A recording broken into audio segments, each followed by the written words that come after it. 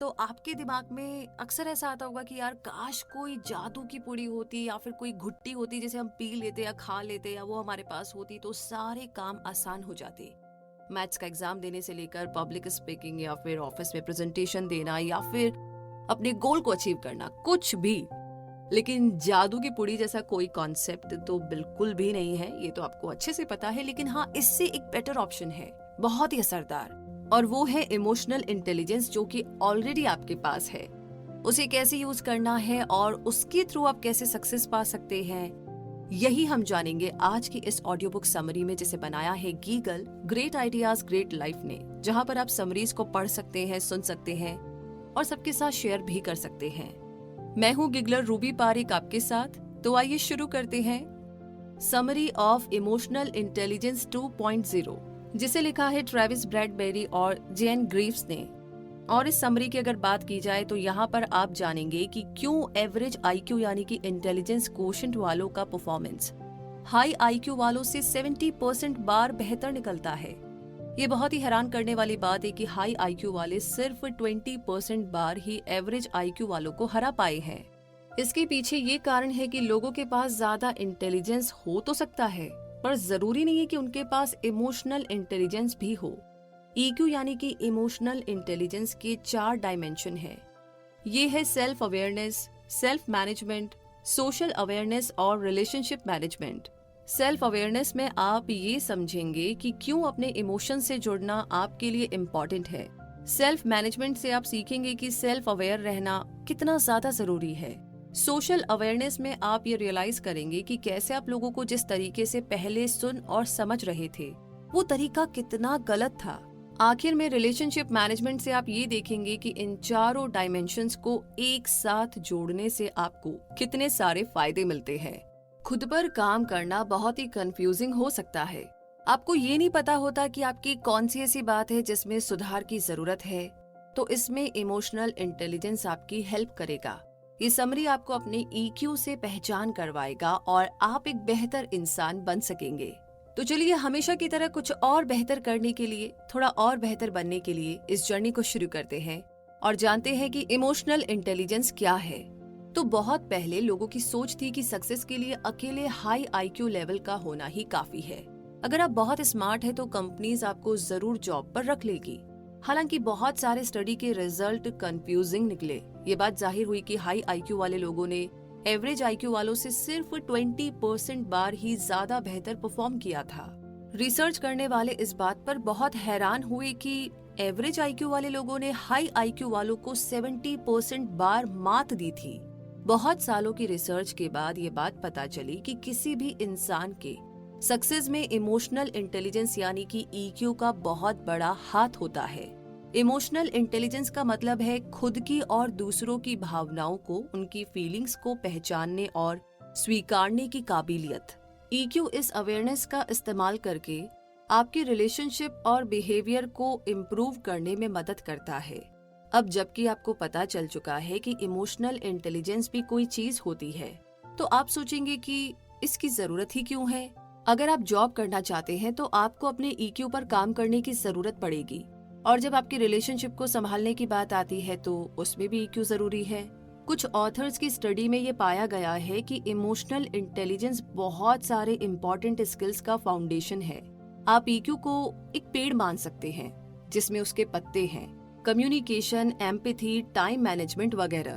तो ईक्यू इतना जरूरी है क्योंकि जब किसी आदमी के जॉब परफॉर्मेंस की बात आती है तो 58% बार सक्सेस इसके कारण ही मिलती है। आपका इमोशनल इंटेलिजेंस आपको बना भी सकता है और बिगाड़ भी सकता है। आप अगर सक्सेसफुल और संतुष्ट होना चाहते हैं तो सबसे पहले आपको अपने इमोशनल इंटेलिजेंस स्किल्स पर काम करना होगा। और आगे के चैप्टर्स में हम ईक्यू के 4 डायमेंशंस के बारे में डिस्कस करेंगे। द इमोशनल इंटेलिजेंस का पहला डायमेंशन सेल्फ अवेयरनेस। मतलब ये कि जब आप सेल्फ अवेयर होते हैं तो आप ये समझ पाते हैं कि आप हर सिचुएशन में क्या महसूस कर रहे हैं। अपने इमोशंस के बारे में सोचते हुए टाइम बिताने को ही सेल्फ अवेयरनेस पर काम करना कहते हैं। आपको किस बात पर गुस्सा आता है, आपको क्या चीज खुशी देती है, तो आपको ये समझने की जरूरत है कि क्यों कुछ बातें हमें रिएक्ट करने पर मजबूर करती है। अगर आप खुद को समझने के लिए कुछ टाइम निकालेंगे तो आप सरप्राइज होंगे कि आप कितना कुछ जान सकते हैं। आप एक केस इमेजिन कीजिए। मान लीजिए ऑफिस में आपका दिन बहुत ही खराब था क्योंकि आपके बॉस ने आपको एक डेडलाइन मिस करने का दोषी ठहरा दिया था। आप अपने गुस्से को काबू करने की बहुत कोशिश करते हैं, अपने बॉस पर चिल्लाना चाहते हैं क्योंकि वो आपकी गलती नहीं थी, आपके साथ काम करने वाले की गलती थी। इससे पहले कि आप कुछ कह पाते, बॉस ने आपको निकाल दिया और जब तक आप अपने घर पहुंचते हैं तब तक आपका मुंह गुस्से से लाल हो चुका है। फिर आप अपने बच्चे को कीचड़ में खेलते हुए देखते हैं, उस पर चिल्लाना शुरू करते हैं और कहते हैं कि वो खुद को ही गंदा कर रहा है। बच्चा रोता है क्योंकि वो आपके गुस्से को देखकर डरा हुआ है। एक आम दिन में आपको इस बात पर बिल्कुल गुस्सा नहीं आता। जैसे ही आपको इस बात का एहसास होता है, आप गिल्टी महसूस करने लगते हैं कि जब भी आपके ऑफिस में कोई बात बिगड़ती है, आप अपने बच्चे पर गुस्सा निकाल देते हैं। अगर आपको इस सिचुएशन में सेल्फ अवेयरनेस की प्रैक्टिस करनी है तो ये चेक करना होगा कि आप जो कर रहे हो वो सही है या नहीं। आपको ये पता है कि आपके बच्चे की इसमें कोई गलती नहीं थी। आप सेल्फ अवेयर होकर के ही समझेंगे कि आपको इस सिचुएशन में सही में क्या करना चाहिए। अगर आपके पास सेल्फ अवेयरनेस है तो आप खुद पर हेल्दी तरीके से काम कर पाएंगे। आप अपने इमोशंस को समझने से डरेंगे नहीं और आपको पता होगा कि जरूरत पड़ने पर इनसे कैसे डील कर सकते हैं। इमोशंस को आप जहाँ तक रोक सकते हैं वहाँ तक तो वो रुके रहते हैं। अगर आपको हमेशा डर लगा रहता है पर आप इसका कारण नहीं जानते, तो इस तरीके से तो आप बहुत सारी अपॉर्चुनिटीज को खो देंगे। ऐसा ही कुछ होता है जब गुस्सा आप पर हावी हो जाता है। अगर आपको आपकी फीलिंग्स के बुरे हिस्सों के बारे में पता होगा तभी तो आप उसके बारे में कुछ कर पाएंगे और आप अपना फुल पोटेंशियल पा सकेंगे। तो इस बुक के ऑथर्स ने दूसरे रिसर्च करने वालों के साथ मिलकर एक इमोशनल इंटेलिजेंस अप्रेजल टेस्ट बनाया। यह आपको अपने ईक्यू को बेहतर जानने में मदद करता है और उन एरियाज पर स्कोर देता है जिनमें आप अच्छे हैं और उनमें भी जिनमें आपको काम करने की जरूरत है। जैसे डेव एक रीजनल सर्विस मैनेजर है और इमोशनल इंटेलिजेंस अप्रेजल टेस्ट में उनका स्कोर 95 आया। इसका मतलब है कि वो अपने ईक्यू के टच में है। लेकिन शुरू में डेव के स्कोर इतने ज्यादा नहीं थे, पर स्कोर को बढ़ाने के लिए जो भी जरूरी स्टेप्स लेना पड़ा डेव ने लिया और उन्हें उसका फायदा भी मिला। जैसे जैसे डेव स्टेप्स लेते थे, सुधार करते थे अपने आप में, वैसे वैसे उनके ऑफिस में काम करने वालों ने उनमें फर्क देखा। उनके साथ काम करने वालों ने कहा कि डेव पहले से ज्यादा डिटरमाइंड और हार्ड वर्किंग हो गए हैं। जब भी डेव की टीम में कोई बड़ी गड़बड़ी होती है तो डेव को गुस्सा आ जाता, फिर वे इसका सोल्यूशन निकालने में लग जाते। ठीक इसी तरीके से टीना एक मार्केटिंग मैनेजर है और इनका सेल्फ अवेयरनेस स्कोर 69 है। उनके साथ काम करने वाले लोगों ने ये देखा कि टीना प्रेशर में बिल्कुल काम नहीं कर सकती थी और बहुत ज्यादा परेशान हो जाती थी। टीना अपने इमोशंस को खुद पर हावी होने देती थी और अपनी चिड़चिड़ाहट को दूसरों पर निकालती थी। उनके लिए बेहतर होता अगर वो अपनी आदतों को बेहतर जानती और उस पर काम करती। इसी के साथ अब आगे बात करते हैं सेल्फ अवेयरनेस की स्ट्रेटेजीज के बारे में। ये बताना मुश्किल है कि जिस स्टेज में आप हैं वहां आप में सेल्फ अवेयरनेस है या नहीं। ये लाइन दिखाई नहीं देती। सेल्फ अवेयरनेस का सफर तो जिंदगी भर का है। ये खुद के अंदर झांककर खुद को पहचानने के बारे में है। जब आप अपने इमोशंस के टच में नहीं होते तो ये सारे इमोशंस अजीब तरीके से बाहर निकलते हैं। कई बार तो आपको ये हैरान भी कर देते हैं क्योंकि कभी कभी अचानक यूं ही बिना बताए निकल जाते हैं। आप हैरान हो जाते हैं जब एक छोटी सी ना भी आपको कई दिन तक परेशान कर देती है, या जब कोई जरा सी भी गड़बड़ी कर देता है तो भी आपको बहुत ज्यादा गुस्सा आता है। यानी आपकी फीलिंग्स आपकी किसी सिचुएशन से मेल नहीं खाती। इससे ये पता चलता है कि आपको इस बारे में कुछ करना ही होगा। जब भी सेल्फ अवेयरनेस की बात आती है, आपको खुद के साथ ईमानदार होना होगा। जब आप खुद की ऐसी चीजों के बारे में ध्यान देना शुरू करते हैं जिनके बारे में आपको पहले पता नहीं था, तो समझ लीजिए कि आप सही रास्ते पर हैं। जैसे कि हो सकता है आपको ये महसूस हो कि आप अपना गुस्सा किसी दूसरे पर निकाल रहे हैं। दूसरी सिचुएशन में हो सकता है कि आपको ये एहसास हो कि आप चीजों को जरूरत से ज्यादा बड़ा कर देते हैं, यानी कि तिल का ताड़ बना देते हैं। तो सेल्फ अवेयर होने से आपकी हेल्प के लिए ऑथर्स ने एक स्ट्रेटेजी के बारे में बताया है। ये स्ट्रेटेजी है ऑब्जर्व द रिपल इफेक्ट, यानी कि पानी में गिरते एक पत्थर की तरह ही आपके इमोशंस दूसरे लोगों में लहरें यानी कि रिपल पैदा करती है। एक मैनेजर जो अपने एक एम्प्लॉय पर बाकी सभी एम्प्लॉयज के सामने चिल्लाता है और उसकी इंसल्ट करता है तो एक रिपल यानी कि लहर पैदा होती है। ऐसा लगता है कि जिस एम्प्लॉय की इंसल्ट हुई थी सिर्फ उसी पर इसका असर हुआ है, पर ऐसा नहीं है। वो सारे एम्प्लॉय जो वहां पर मौजूद थे उन्हें भी ऐसा लगा जैसे उनको भी डांट पड़ी है। सारा दिन सब यही सोचते हुए गुजारते हैं कि पता नहीं कब बॉस के गुस्से का सामना हमें करना पड़ जाए। तो आपको याद रखना चाहिए कि आपके इमोशंस ना सिर्फ आपको बल्कि और लोगों को भी इफेक्ट करते हैं। अपने इमोशंस का दूसरे लोगों के ऊपर पड़े रिपल इफेक्ट को ऑब्जर्व कीजिए। आपके इमोशंस से जो लोग इफेक्ट हुए हैं आप उन लोगों से भी पूछ सकते हैं कि उनको कैसा फील हुआ।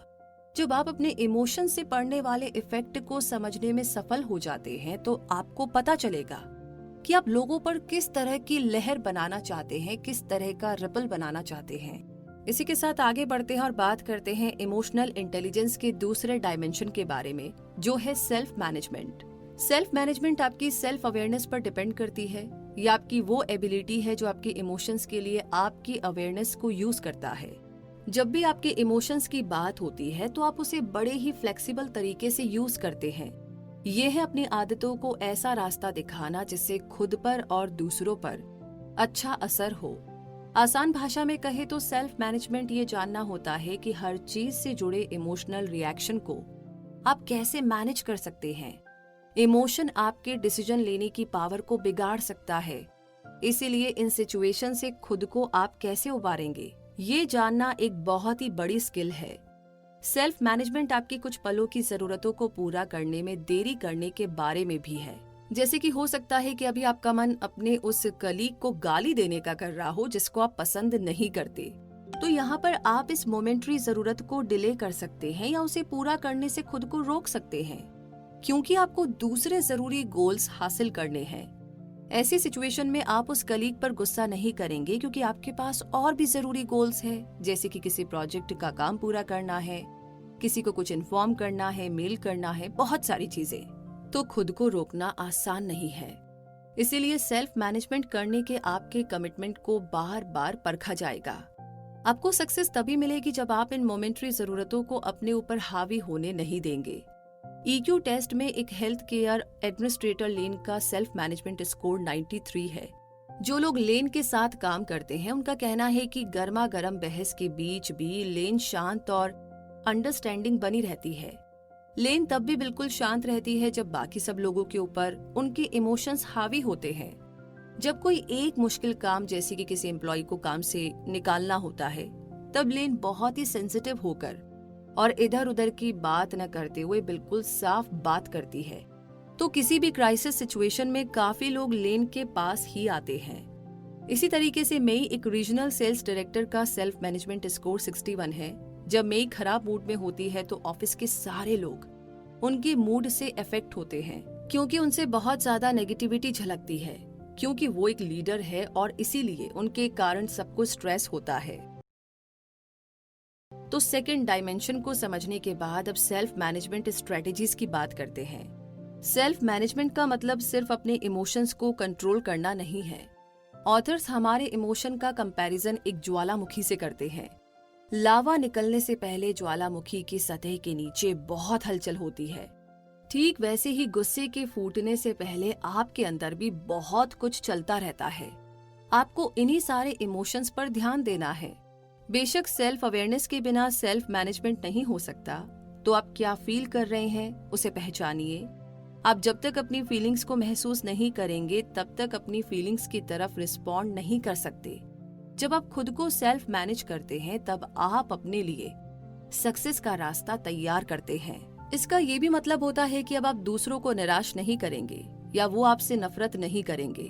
कई अच्छी बातें निकल कर आती है जब आप खुद के इमोशंस के बारे में जानते हैं और आपको पता है कि अपने इन इमोशंस की तरफ कैसे रिस्पॉन्ड करना है। आप अपने पेचीदा प्रॉब्लम्स को कंट्रोल कर सकते हैं और अपने गोल को पा सकते हैं। सेल्फ मैनेजमेंट से आप में फ्लेक्सिबिलिटी भी आती है और किसी भी बदलाव की सिचुएशन में आप ठीक से रिएक्ट करेंगे और आपको गुस्सा नहीं आएगा। इससे आपको सही और प्रोडक्टिव डिसीजन लेने में मदद मिलती है। तो अब आगे ऑथर्स एक स्ट्रेटेजी सजेस्ट करते हैं, इमोशन वर्सेस रीजन की लिस्ट बनाएं। इमोशन वर्सेस रीजन की लिस्ट बनाने पर आपको सही डिसीजन लेने में हेल्प मिलती है। ज्यादातर आपके इमोशंस और आपके लॉजिकल माइंड के बीच में लड़ाई चलती रहती है। दोनों साइड आपको अपनी ओर खींचते हैं। अगर आपको समझ नहीं आ रहा है कि आपको किस साइड जाना चाहिए, तो आपको एक पेपर लेना है और बीच में एक लाइन खींचनी है। एक लिस्ट बना लेने से आपका माइंड साफ साफ देखने लगेगा। राइट साइड के कॉलम में लिखिए कि आपके इमोशंस आपसे क्या करने को कह रहे हैं। लेफ्ट कॉलम में ये लिखिए कि आपको रीजन देने वाला माइंड आखिर क्या कह रहा है। इसके बाद खुद से एक सवाल पूछिए कि किस जगह आपका इमोशन आपके जजमेंट को घेर रहा है और कहां पर आपका लॉजिकल माइंड आपके इमोशन के सिग्नल को अनदेखा कर रहा है। आपने शायद ऐसे पल को एक्सपीरियंस किया होगा जब आपने अपनी फीलिंग्स को अपने रास्ते में आने दिया होगा, पर हमेशा लॉजिकल रहना भी ठीक नहीं है। इससे आप एक रोबोट की तरह फील और एक्ट करते हैं। अगली बार जब आपको समझ में नहीं आए कि आपको किस डायरेक्शन में जाना चाहिए, तो आपको इस लिस्ट की मदद लेनी चाहिए। इससे आप अपने थॉट्स को ऑर्गेनाइज कर सकते हैं और बेहतर डिसीजन ले सकते हैं। इसी के साथ अब आगे बढ़ते हैं और बात करते हैं इमोशनल इंटेलिजेंस के तीसरे डायमेंशन के बारे में, जो है सोशल अवेयरनेस। ये सेल्फ अवेयरनेस की ही तरह है, पर इस बार ये दूसरे लोगों के बारे में है। जब आप दूसरे लोगों के इमोशंस को जानते हैं और समझते हैं कि वे ऐसा क्यों फील कर रहे हैं, तो ये करना बहुत मुश्किल हो सकता है, खासकर तब जब औरों के इमोशंस आपके थॉट्स और फीलिंग्स से मैच नहीं करते। अगर आप दूसरों की फीलिंग्स के बारे में सोचते हैं तो ये आपको फोकस करने में हेल्प करता है। इससे आपको उस इन्फॉर्मेशन को इकट्ठा करने में भी हेल्प मिलती है जिन पर आपकी नजर पहले नहीं जाती थी। सोशल अवेयरनेस के दो एलिमेंट्स है, सुनना और गौर से देखना, यानी ऑब्जर्व करना। अगर आपको ये दोनों चीजें सही ढंग से करनी है तो आपको बात करना छोड़ना चाहिए और अपने अगले आर्ग्यूमेंट यानी कि अपनी अगली बहस के बारे में भी सोचना बंद करना चाहिए। आपको सेल्फिश चिंताओं को छोड़ना चाहिए। दूसरों की जरूरतों को पहचानते हुए उन्हें सुनिए और उन पर ध्यान दीजिए, तब आपको उनकी फीलिंग्स समझ में आएगी। जैसे अल्फोंसो एक फार्मास्यूटिकल सेल्स मैनेजर है और उनका सोशल अवेयरनेस स्कोर 96 है। वे दूसरों के इमोशंस को बहुत अच्छे से समझते हैं। इस बात को लेकर ऑफिस के लोग उनकी काफी तारीफ करते हैं। इसी कारण वे दूसरे से अपने रिलेशनशिप को अच्छा बना पाए, इसीलिए काफी लोग उनके वफादार भी है। क्लाइंट्स के बीच भी अल्फोंसो बहुत हिट है और वे उनके स्टोर के कस्टमर बने रहते हैं। और ठीक ऐसे ही क्रैग एक अटर्नी है जिनका सोशल अवेयरनेस स्कोर 55 है। वे जिस तरह से अपने साथ काम करने वाले लोगों से बर्ताव करते हैं, उसी से उनके स्कोर का पता चल जाता है। सब कहते हैं कि क्रैग को पेशेंट और दूसरों के बारे में सोचने वाला होना चाहिए।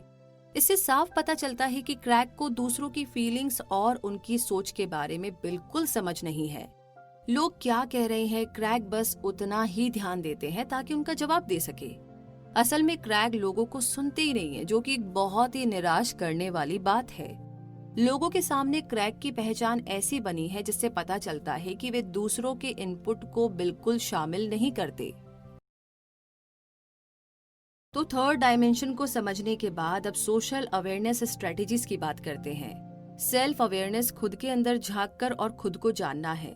सेल्फ अवेयरनेस बाहर देखना और लोगों के बारे में सीखना है। सोशली अवेयर रहने से आपको दूसरों की फीलिंग्स को समझने में आसानी होगी।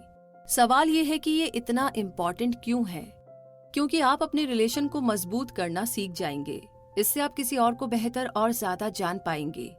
सोशल अवेयरनेस तब होती है जब आपको पता है कि आप अभी मदद नहीं मांग सकते क्योंकि आपके दोस्त का मूड अभी ठीक नहीं चल रहा है। ये तब होता है जब आप किसी अकेले स्टूडेंट के पास जाते हैं क्योंकि आपको पता है उसे दोस्त बनाने हैं। सोशल अवेयरनेस आपको लोगों के शब्दों से न कही गई बातों को भी समझने में हेल्प करता है, जैसे कि बॉडी लैंग्वेज को समझना। यहाँ एक स्ट्रेटेजी है जिससे आप सोशली अवेयर हो सकते हैं, वो है बॉडी लैंग्वेज को देखना। हम में से बहुत से लोग कहते कुछ है और हमारा मतलब कुछ और होता है। लोगों की बॉडी लैंग्वेज को देखकर उनको समझना हमारे लिए बातों को साफ कर देता है।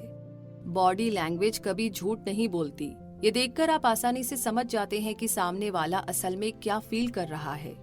एक बार ये समझ में आ जाए तो आपको पता होता है कि आपको क्या कहना है या फिर क्या रिस्पॉन्स देना है। किसी इंसान को पढ़ने के लिए उसकी पूरी बॉडी लैंग्वेज को पढ़िए, उस इंसान की आंखों से शुरू कीजिए। आंखें बहुत कुछ कहती है, हालांकि आपको बहुत ज्यादा घूरना नहीं है, वरना लोग आपसे डर जाएंगे।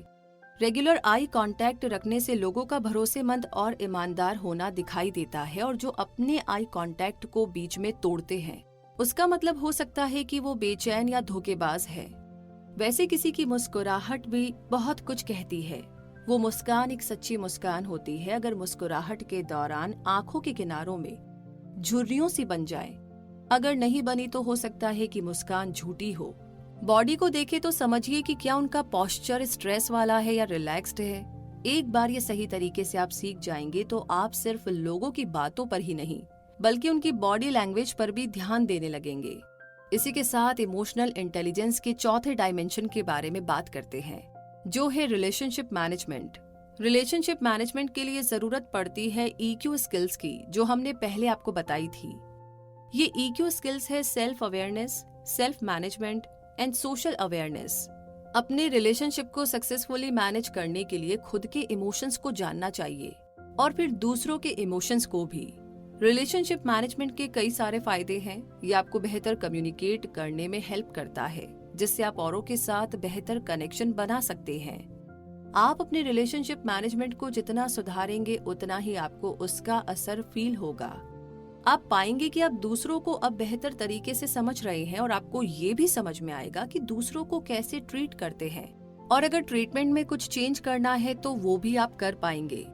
अगर आप किसी के साथ रिलेशनशिप नहीं जोड़ सकते तो उनके सामने आपको ठीक से अपनी बातें रखने में बहुत मुश्किल आएगी। लोग आपकी बातों को सुने, इसके लिए आपको रिलेशनशिप मैनेजमेंट की प्रैक्टिस करनी पड़ेगी। ऐसा करना बहुत ही मुश्किल होता है, खासकर स्ट्रेस वाली सिचुएशन में। ऑथर के द्वारा की गई एक स्टडी में पाया गया है कि 70% पार्टिसिपेंट्स को स्ट्रेस हैंडल करने में काफी दिक्कत हुई। इसीलिए हैरानी की बात नहीं है कि रिलेशनशिप बनाना आसान नहीं होता है, खासकर काम की जगह में जहां स्ट्रेस का लेवल बहुत ज्यादा होता है। लोग भड़के हुए होते हैं और बेकाबू भी। कुछ लोग तो काम की बात ही नहीं करना चाहते, या फिर करते हैं तो बिना इच्छा के करते हैं। कुछ लोग एक्टिव नहीं होते और सोचते हैं कि स्ट्रेस का माहौल उनके काबू से बाहर है। रिलेशनशिप मैनेजमेंट ही आपको इन सारी सिचुएशन से बचा सकता है। जैसे कि गेल एक चीफ फाइनेंशियल ऑफिसर है और उनका रिलेशनशिप मैनेजमेंट स्कोर 95 है। उनके साथ काम करने वाले लोग महसूस करते हैं कि गेल के साथ वे कभी भी बात कर सकते हैं। गेल दूसरों को अच्छे से समझती है और सेंसिटिव बातें करने के लिए लोगों को सेफ माहौल देती है। अपने साथ काम करने वालों के साथ गेल का बहुत ही करीबी और प्रोफेशनल रिश्ता है। जब लोगों को ऊपर उठाने की बारी आती है तो गेल उन लोगों की प्रशंसा करना कभी नहीं भूलती जो अच्छा काम करते हैं। अगर आपने एक गलती भी की है तब भी गेल आपको नीचा नहीं दिखाती, बल्कि उस गलती से सीखने के लिए कहती है। ऐसे ही ड्रू एक सेल्स मैनेजर है जिनका रिलेशनशिप मैनेजमेंट स्कोर 66 है। उनके साथ काम करने वालों ने देखा कि ड्रू उन लोगों को अपने लिए खतरा मानते थे जो उनकी बातों से सहमत नहीं होते थे, और ऐसा ड्रू सबके सामने ही करते थे, जिससे दूसरे लोगों पर रिपल इफेक्ट बनता था। इससे ये होता था कि जिस एम्प्लॉय को ड्रू अपने लिए खतरा मानते थे उसे बाकी लोग भी खतरा मानने लगे। अपनी सोच के कारण लोगों को सिखाने के बजाय वे लोगों के बीच में दरार पैदा करते हैं। इसी के साथ अब जानते हैं रिलेशनशिप मैनेजमेंट की स्ट्रेटेजीज के बारे में। रिलेशनशिप पर काम करने के लिए बहुत एनर्जी और एफर्ट लगता है। ऐसा करने में बहुत ही झल्लाहट होती है, पर इसे संभालने के लिए एफर्ट लगाना फायदा ही देगा। याद रखें कि रिलेशनशिप मैनेजमेंट को दूसरे ईक्यू डायमेंशन की जरूरत पड़ती है। आपको अपनी फीलिंग्स के बारे में सेल्फ अवेयर रहना पड़ता है। आप सेल्फ मैनेजमेंट का इस्तेमाल करके अपनी फीलिंग्स को दूसरों के सामने एक्सप्रेस करते हैं। आखिर में सामने वाला क्या चाहता है और फील कर रहा है, सोशल अवेयरनेस की मदद से उस पर अपना रिस्पॉन्स देते हैं। तो अपने रिलेशनशिप मैनेजमेंट को सुधारने के लिए ऑथर ने जो स्ट्रेटेजी दी है वो है ओपन रहना और जानने की इच्छा रखना। हाँ, अपने साथ काम करने वाले लोगों को जानना आसान नहीं है। आप इससे घबरा भी सकते हैं, पर लोगों से अपना रिलेशनशिप बनाए रखना आपकी जॉब का ही एक हिस्सा होता है। अपने साथ काम करने वालों के साथ खुलना आपके लिए सबसे पहला स्टेप है। आप अपने बारे में उन्हें बताते हैं। अगर आप बहुत ज्यादा खुलने में अनकंफर्टेबल है तो सिर्फ छोटी बातों से ही शुरुआत करें। जब लोग आपके बारे में जानने लगेंगे तो वे आपको कभी भी गलत नहीं समझेंगे। एग्जाम्पल के लिए आपकी प्रेजेंटेशन के दौरान कोई लेट पहुंचता है तो आपके चेहरे पर गुस्सा साफ दिखाई देगा और लोगों को लगेगा कि आप घबराए हुए और स्ट्रिक्ट है। पर अगर आप सबको बता चुके होंगे कि आप पहले आर्मी में थे तो उन्हें पता होगा कि आपके लिए टाइम के क्या मायने हैं। तो ओपन होना और जानने की इच्छा रखना एक दो तरफा सड़क जैसा है। आपको लोगों के बारे में ज्यादा जानना चाहिए ताकि वे आपको गलत न समझे। लोगों से उनके बारे में सवाल पूछिए और उनके जवाब पर भी अपना इंटरेस्ट दिखाइए। जितना हो सके लोगों को जज करने वाले सवालों को न पूछे। एग्जाम्पल के लिए, अगर आप किसी से पूछते हैं आपने आखिर फिलॉसफी की पढ़ाई की ही क्यों, सामने वाला अनकंफर्टेबल और डिफेंसिव फील करने लगेगा। ऐसे पूछने के बजाय आपको पूछना चाहिए कि वाह फिलॉसफी, आपको इसके बारे में सबसे ज्यादा क्या पसंद है। तो आपका लहजा यानी कि आपके कहने का तरीका फ्रेंडली लगेगा और वो भी आपसे फ्रेंडली तरीके से पेश आएगा। तो इसी के साथ हम पहुंच गए हैं इस समरी के कंक्लूजन तक।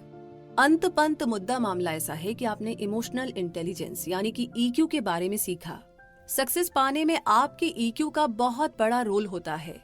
इमोशनल इंटेलिजेंस खुद के और दूसरों के इमोशंस को समझ सकने की आपकी एबिलिटी होती है। आप इस एबिलिटी का यूज खुद को और अपने रिलेशनशिप को इम्प्रूव करने के लिए करते हैं। आपके ईक्यू के 4 डायमेंशन हैं: self awareness, self management, social awareness और रिलेशनशिप मैनेजमेंट। सेल्फ अवेयरनेस ये जानना होता है कि आप हर सिचुएशन में कौन सा इमोशन फील कर रहे हैं। आप अपनी फीलिंग्स का सामना कर पाते हैं क्योंकि आपको पता है कि ऐसा करने से आप खुद को और भी बेहतर जान सकते हैं। सेल्फ मैनेजमेंट आपके सेल्फ अवेयरनेस पर डिपेंड करता है। आपको अपने इमोशनल रिएक्शन का पता होता है, इसीलिए आप इसे खुद पर हावी नहीं होने देते। खुद को सही से मैनेज करने की वजह से आप जल्दबाजी में डिसीजन लेने से बच सकते हैं। इससे आप खुद को वो बातें कहने से रोक सकते हैं जो आप कहना नहीं चाहते। सोशल अवेयरनेस सेल्फ अवेयरनेस की तरह ही है, पर ये दूसरों के बारे में है। दूसरों की फीलिंग्स को पहचानने और समझने के लिए 2 रास्ते हैं: उन्हें सुनना और उन्हें ऑब्जर्व करना। अब दूसरों को सुने तो सिर्फ इसीलिए नहीं कि आपको उनके साथ बात करनी है, उनके बिहेवियर को भी आप ऑब्जर्व कीजिए ताकि आपको पता हो कि आप उन्हें कैसे अप्रोच कर सकते हैं। तो रिलेशनशिप मैनेजमेंट को सारी ईक्यू स्किल्स की जरूरत पड़ती है। एक अच्छे रिलेशनशिप को बनाने में टाइम तो लगता है, पर इसके बहुत सारे फायदे हैं। सेल्फ अवेयरनेस और सोशल अवेयरनेस को यूज करके आप इमोशंस को उनकी जगह रखते हैं, फिर आप उसके आगे बढ़कर कम्युनिकेट करते हैं। रिलेशनशिप मैनेजमेंट का मतलब झगड़ों को बेहतर सुलझाना भी है। खुद पर और दूसरों के साथ अपने रिलेशनशिप पर काम करना आसान नहीं है।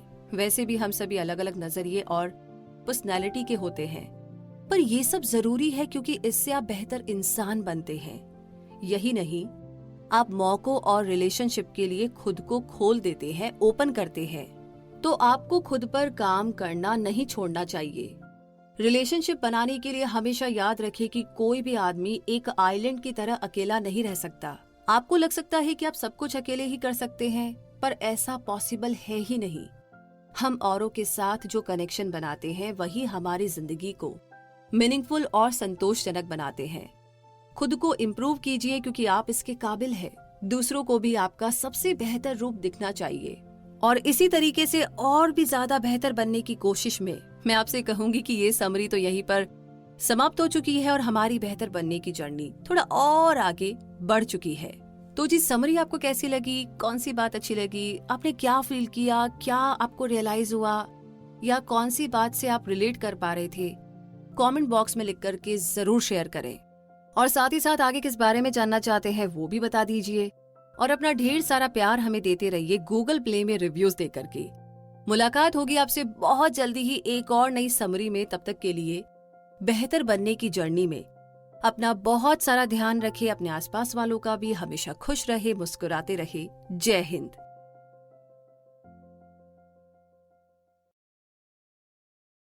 तो फाइनली अगर आप